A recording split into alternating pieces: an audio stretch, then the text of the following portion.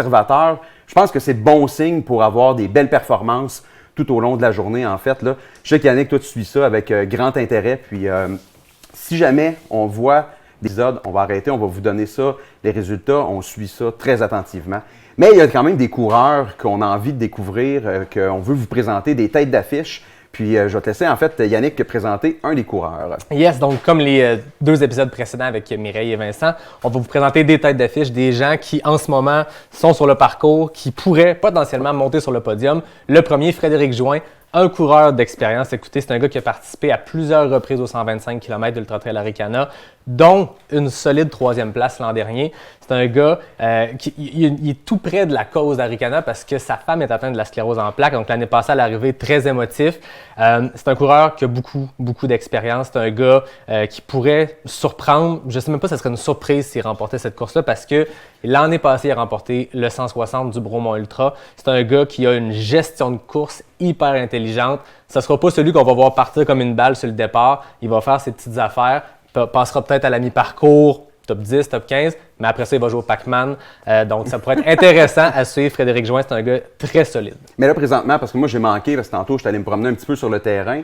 Est-ce qu'il est parti de façon conservatrice aussi? On ne l'a pas vu dans les vidéos qu'on a eues qui étaient sur justement l'avant du peloton, ce qui est une bonne chose dans la stratégie habituelle qu'on voit de ce gars-là. Il est fidèle à lui-même, finalement. Parlant de vidéos, je crois qu'on a quelques extraits qu'on pourrait voir à l'écran, qu'on va analyser, toi et moi. On va regarder qui qu'on voit. Ouais. Exactement, parce qu'on a des images de la tête de course. Ah, mais là, on a Mylène Sans Souci qui est là, justement. Puis je pense que tu vas nous en parler tantôt. Non, ça a déjà été fait. Par contre, juste à côté, on a Yannick Bernard, dont je vais vous parler juste après.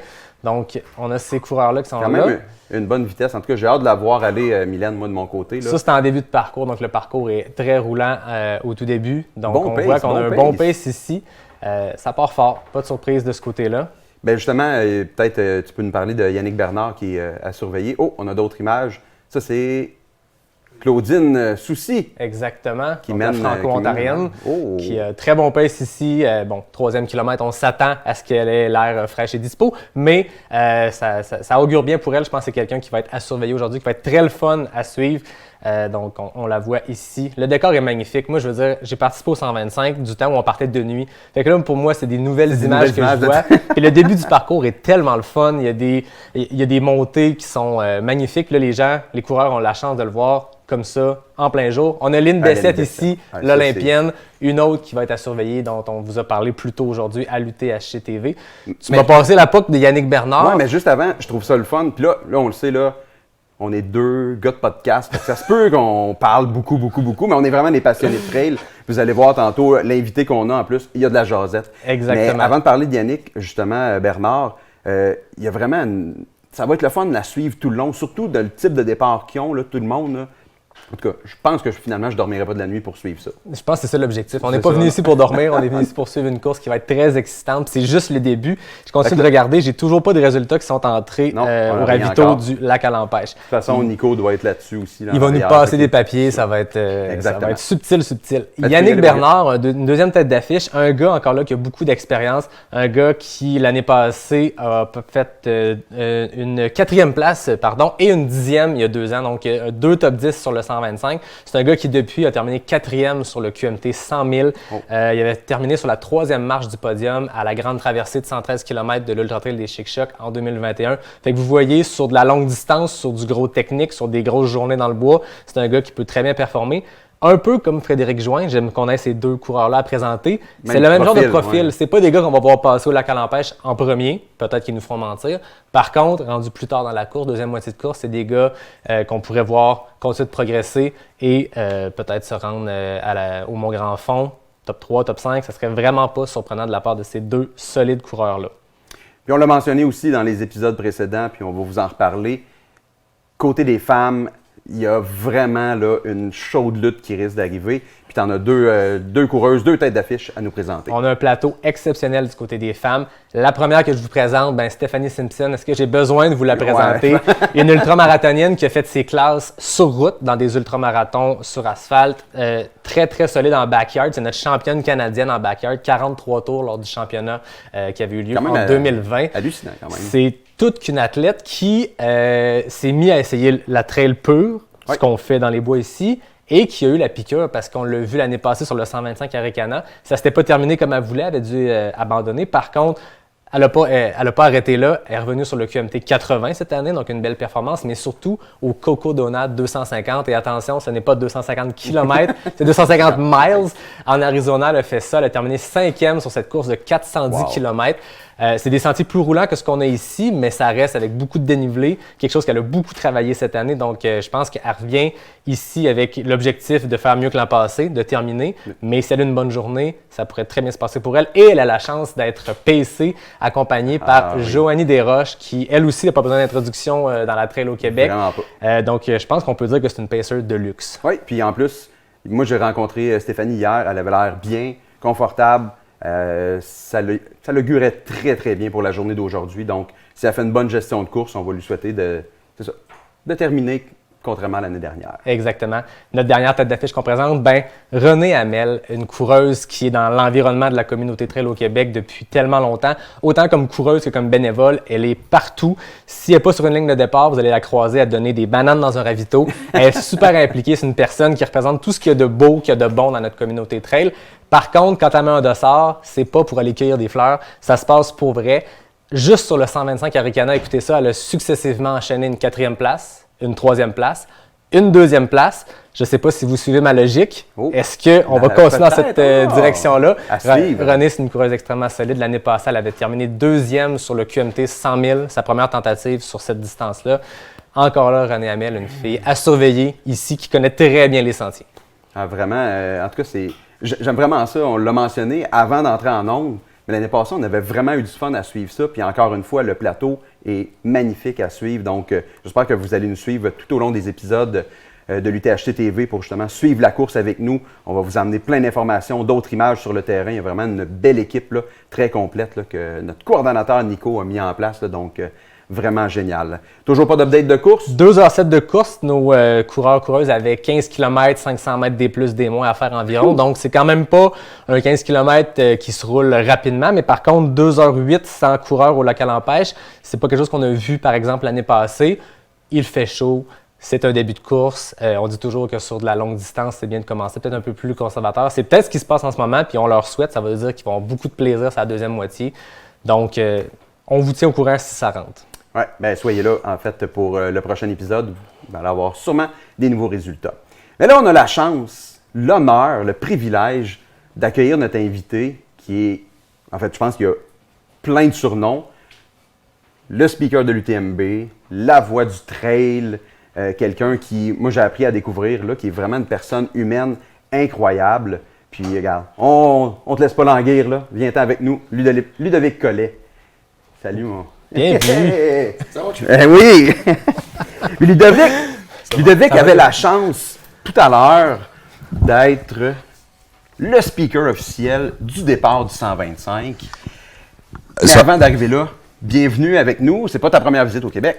Non, c'est la troisième. Troisième? Troisième, toi, à chaque fois, c'est 10 ans, quoi. La première fois, il y a 20 ans, puis 10 ans, et puis maintenant. Ah. Donc, on espère que ça reprenne pas un autre 10 ans avant que tu reviennes. Non, je suis pas sûr. Enfin, après, avec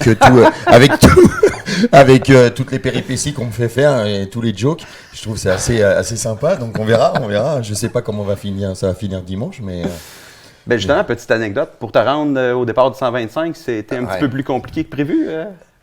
Ouais, moi, tu sais, Nico le sait pour ceux, je sais pas si vous avez vu mon documentaire, mais sur le documentaire d'Au-delà du temps, il y a un moment, je dis dans le film, il y a pas de hasard. Et pour moi, il n'y a jamais de hasard. Effectivement, avec Carmen, qui a été exceptionnelle, on s'est perdu. On n'a pas pris le bon chemin, on l'a pris à l'envers. Donc, au lieu de mettre 45 minutes pour aller sur la ligne de départ, on a mis 2h45. Ouf. Et ce qui m'a permis d'être sur le terrain et d'être dans les terrains cabossés.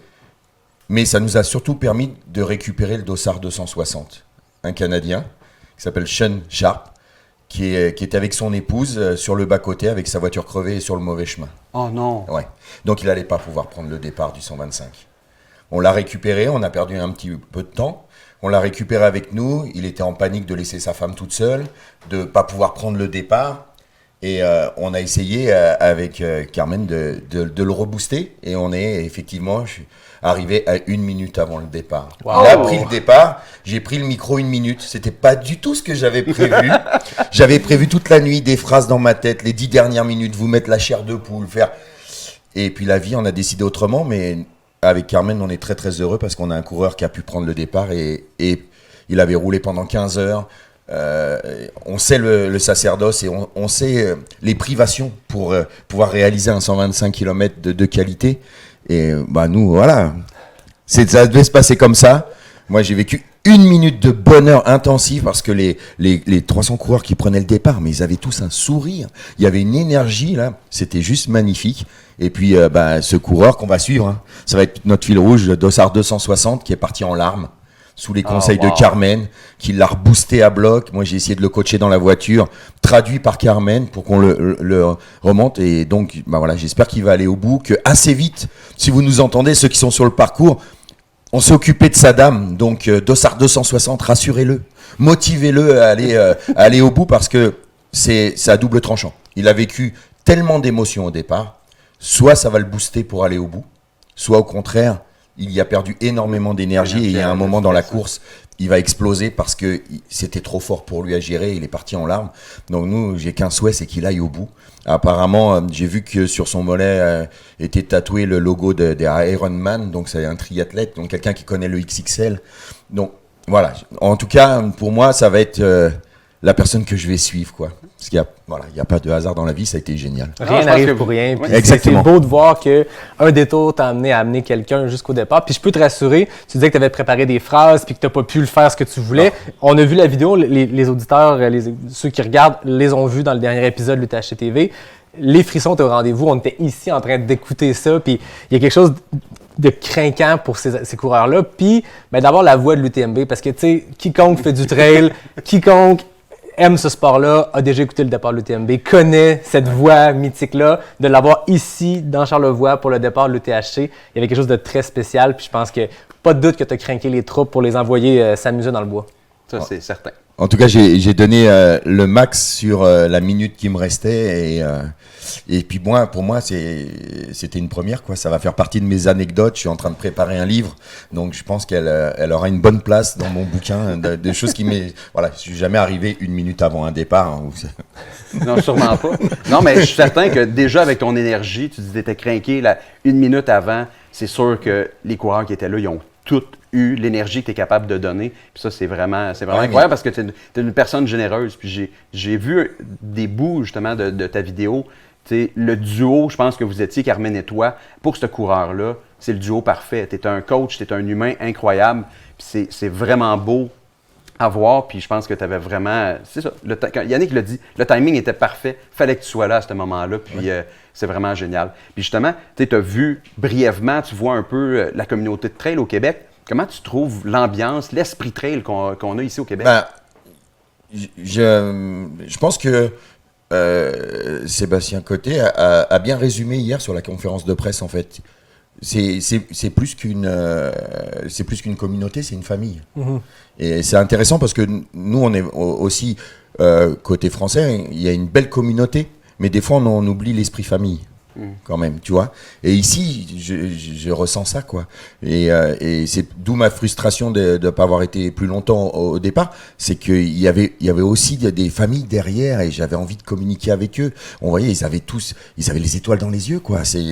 Ils ont leur enfant, leur mari, leur cousin, leur coach qui prend le départ, quoi. Et on voyait cette fierté.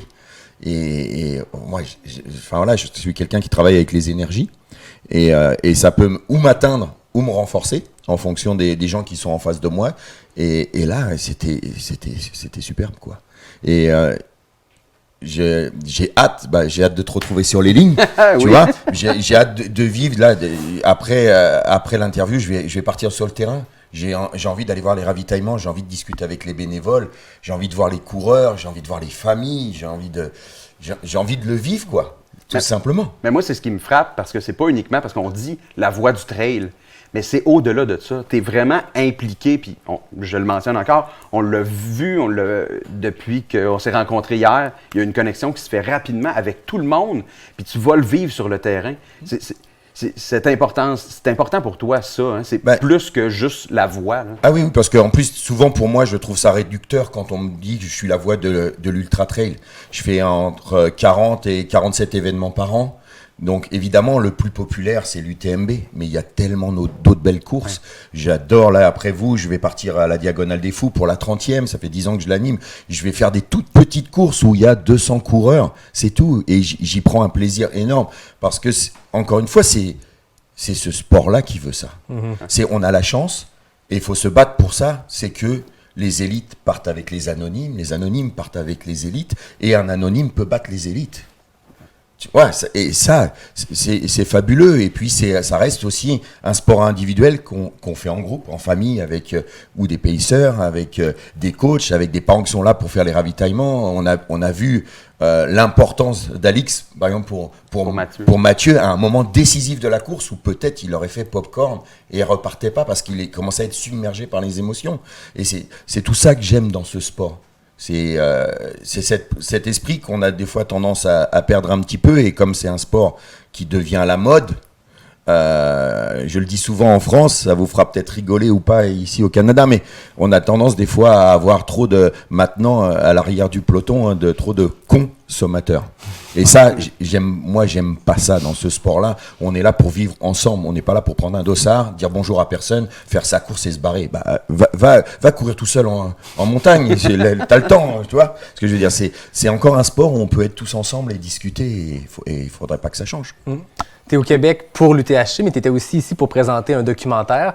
Parle-nous brièvement, donne un aperçu aux gens qui nous écoutent, qui nous regardent, pour qu'ils aient le goût d'aller l'écouter, parce que je pense qu'il est rendu disponible en ligne. Ouais, c'est ça. On peut le trouver sur Vimeo, ou puis depuis quelques temps sur Amazon Prime. C'est un petit peu plus facile pour ceux qui ont des abonnements. Ça leur coûtera moins cher que sur Vimeo, mais ça me fera gagner moins de sous. Alors c'est à vous de voir. Si vous voulez nous aider, c'est votre choix. Mais oui, ça fait 20 ans que j'anime, donc il y a eu un moment. À la base, je suis coach de natation. Puis après, à côtoyer tous les meilleurs athlètes, les meilleurs entraîneurs en France, ce coaching-là me manquait. Et j'avais appris plein de choses, et j'avais envie de mélanger un peu ce que quand j'entraînais dans le triathlon et dans la natation, essayer de faire un mixte de tout ce que j'avais pu voir. Et puis, c'est vrai que j'ai créé une team ludo avec très peu de coureurs. Et puis, j'ai rencontré un jour du côté de Montpellier une athlète qui s'appelait, qui s'appelle toujours d'ailleurs, Laurie Faye, mais qui s'appelait à l'époque Laurie Faye Pang. Mais vous découvrirez dans le film pourquoi elle s'appelle plus que Laurie Faye. Et du coup, quand je l'ai rencontrée, j'ai trouvé qu'elle avait un certain charisme, du talent, et qu'elle venait faire 3e féminine en prenant... C'était ses premiers départs en trail, elle s'entraînait pas forcément correctement, elle n'avait pas de coach, et puis elle avait envie de découvrir.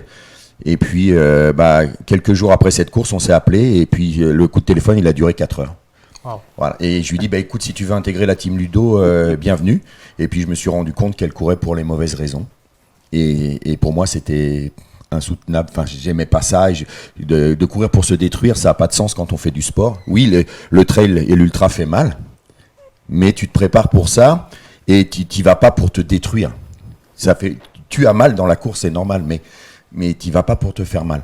Et du coup, on a beaucoup discuté, et j'ai contacté mon frère en disant, j'ai une athlète qui a un parcours atypique, vraiment très intéressant, et je rêve de travailler avec toi. Mon frère est réalisateur, caméraman, et on n'avait jamais travaillé ensemble. Et du coup, je lui ai dit, viens la voir. Et on a dit, ok, on part sur un 12 minutes en moins d'1 an, et ça a fini sur un 56 minutes tourné en 4 ans. Wow. Voilà. Wow. Et pour vrai, moi j'ai commencé à l'écouter parce que j'étais venu le présenter à Montréal et à Québec. Horaire contraignant de mon côté, j'ai pas pu aller les voir, mais fait que j'ai commencé à quand même l'écouter justement sur les plateformes.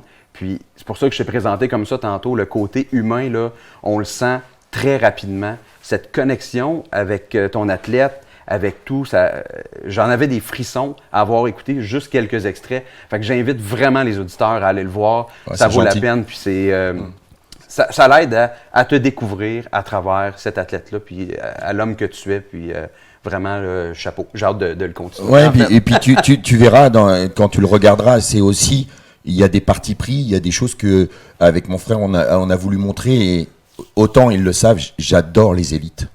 J'adore les athlètes de haut niveau. Je suis le premier à les mettre en valeur.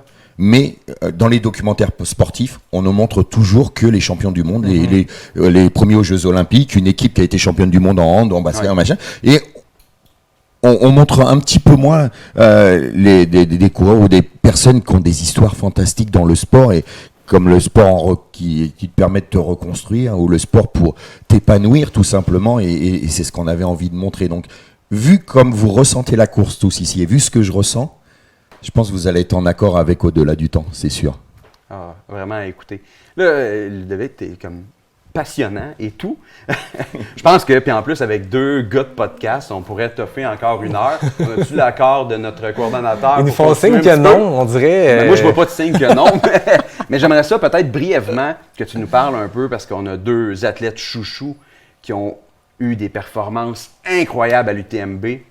Tu as eu la chance de les accueillir, de les rencontrer, d'échanger avec eux. Peux-tu brièvement nous dire c'était quoi le feeling que tu avais? Parce que nous, on l'a vécu un peu par procuration, avec ta voix, avec les images de l'UTMB TV.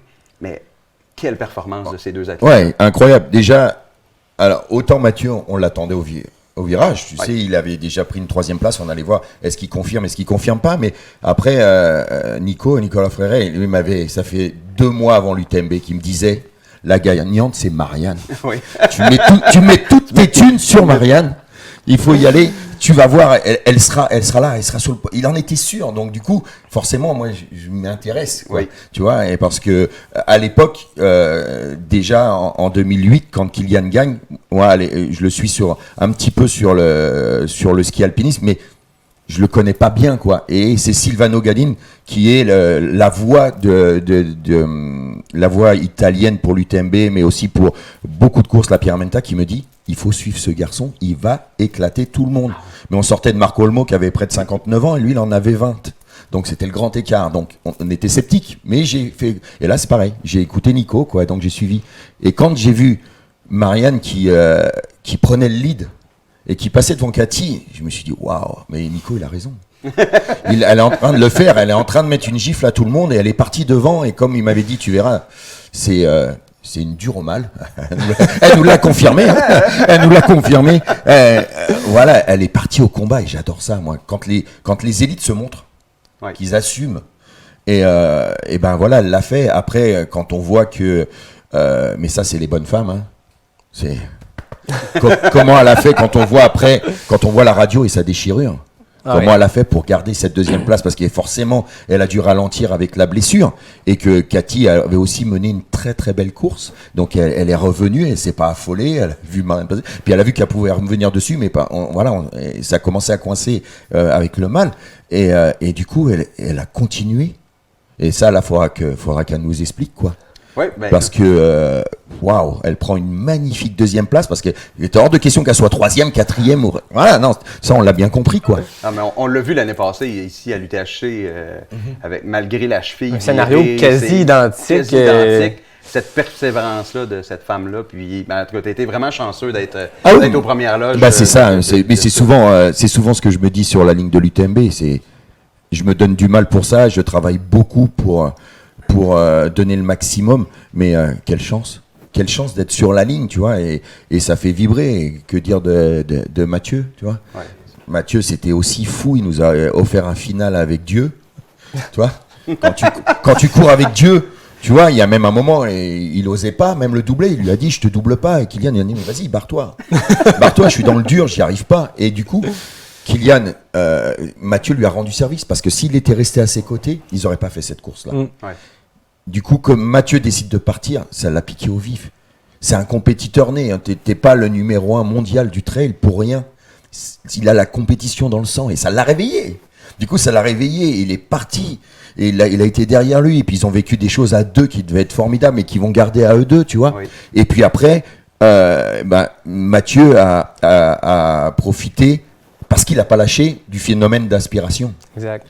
Mathieu est parti, Kylian est parti, parce que lui, il avait déjà dans la tête moins de sub 20. Mathieu, jamais. Il voulait faire 21 heures ou moins. Ouais, il voulait améliorer un petit peu. Un petit peu, puis... ouais. Il était sur. Mais sauf que, voilà, les planètes étaient alignées, tout allait bien pour lui. Tu reviens sur les meilleurs, tu doom Jim. Waouh. L'homme le plus rapide au monde. Waouh. Tu reviens, après, tu reviens sur Dieu.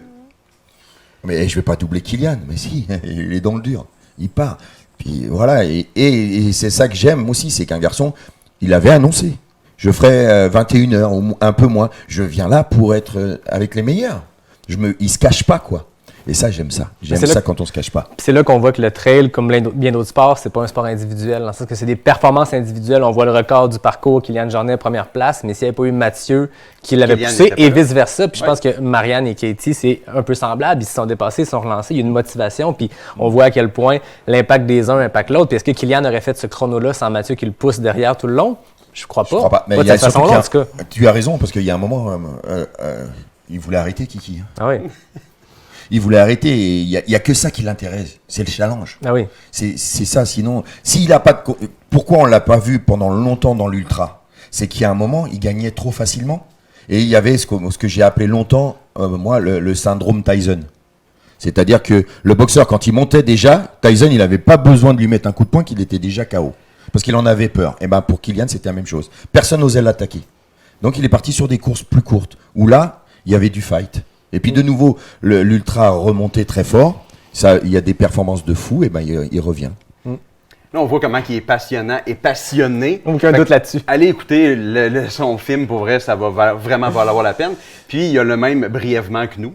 Donc, exact, brièvement qui s'étire, mais... Là, on a des signes en arrière. Merci énormément, Ludovic, de ta présence à l'UTHC et ici avec nous. C'est vraiment un plaisir. Puis, tu as parlé de Marianne Hogan. Prochain épisode, premier épisode en anglais à l'UTHC TV. Et nos animateurs ont la chance d'avoir Marianne Hogan, justement, qui va venir nous parler de son expérience, entre autres, à l'UTMB et probablement plein d'autres sujets. Là, je suis jaloux. Donc, merci beaucoup, Ludo. Merci, Yannick, pour cet On vous rappelle de donner généreusement. Hein? C'est pas parce qu'on a battu le record de l'année passée qu'on arrête là. Au contraire, le lien devrait apparaître à l'écran dans la publication Facebook. Donnez généreusement. On a des plateaux à atteindre, puis je pense qu'on s'approche déjà du prochain. Fait que, let's go, on se lâche lousse. On n'est que vendredi. Il reste encore beaucoup de temps pour ça. Toujours pas de résultats, donc surveillez le prochain épisode de l'UTHC TV pour avoir un suivi de la tête de course. Bye tout le monde. Bye bye.